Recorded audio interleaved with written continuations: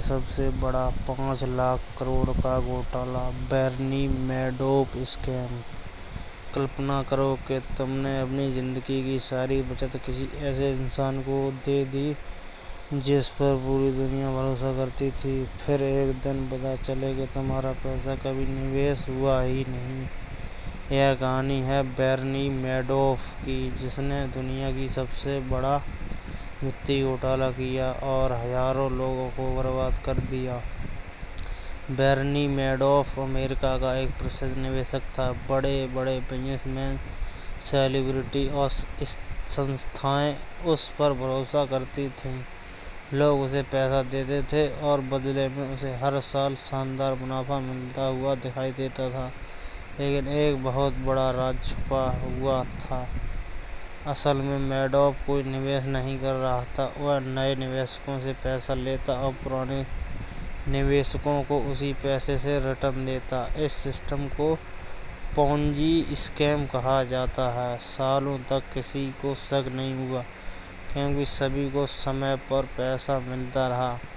जैसे जैसे लोग ज़्यादा पैसा निवेश करते गए, घोटाला भी बड़ा होता गया।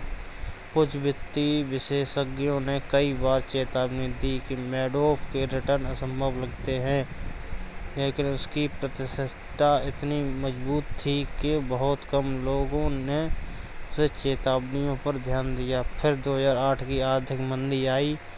अचानक बहुत सारे निवेशकों ने अपना पैसा वापस मांगना शुरू कर दिया। अब मैडोफ के पास देने के लिए पैसा नहीं था। यहीं से उसका साम्राज्य टूटने लगा।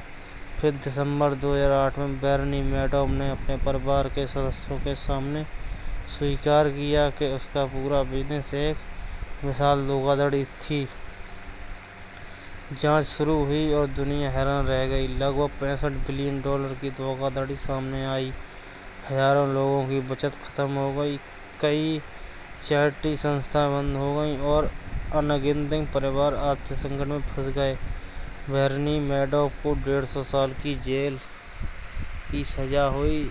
यह मामला हमें सिखाता है कि अगर कोई निवेश बिना जोखिम के लगातार बहुत ज़्यादा मुनाफे का वादा करे तो उसे सावधान रहना चाहिए, क्योंकि कभी कभी सबसे बड़ा खतरा वही छिपा होता है जहां सबसे ज़्यादा भरोसा दिखाई देता है।